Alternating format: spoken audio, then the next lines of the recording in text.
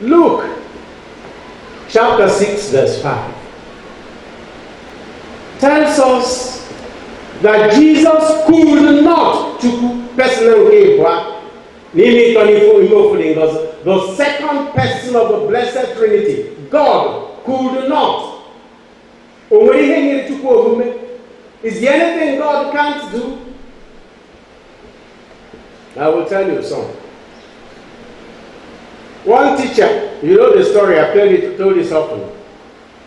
After catechism class, teaching his children or her pupils the omnipotence of God, that God can do everything. He created heaven and earth. He can remove everything. He can destroy heaven and earth. He can do everything.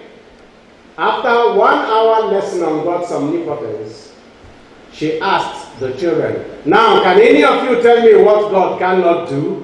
Expecting them to say no. One little boy raised his hand. A woman in desperation said, yes. Chinedu, what is that? He said, Auntie, God cannot please everybody.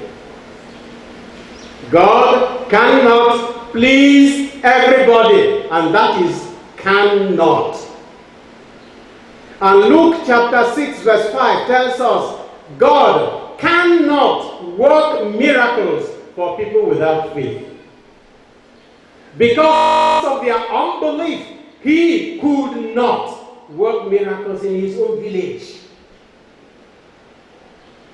There is another thing God cannot do. Almighty and merciful God is always ready and able to forgive everybody, any sin at all. But he cannot forgive an unforgiving person. The word he used is cannot. God cannot forgive an unforgiving person because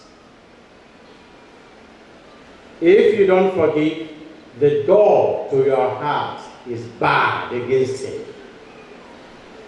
For God to enter your heart, I told you it's in the heart that this takes place, this miracle. The workshop of forgiveness is the heart. For God to forgive you, he has to enter your heart. And for him to enter your heart, you must open the door by forgiving others. Unless you do it, forget it.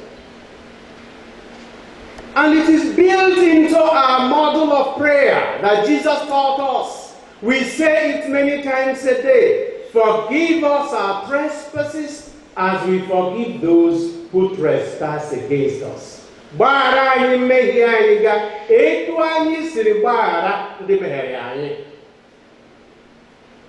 had a friend who even taught me in the minor seminary when he was still a Catholic. But he left the church and became an idol worshiper.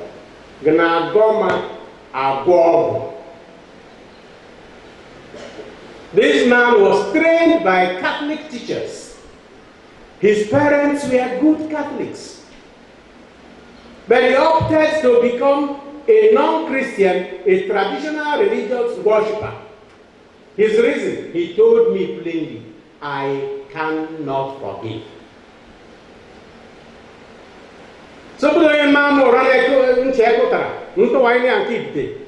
You watch a Koteka Mama get up. I cannot turn the second cheek. In his stubbornness, he was at least honest. I have another friend, a classmate who is now a priest. When we were in the seminary, if you mistakenly marched on his foot and said sorry, he would turn back and march on your own foot and tell you sorry. He never forgave anything. I don't know whether he has stopped it.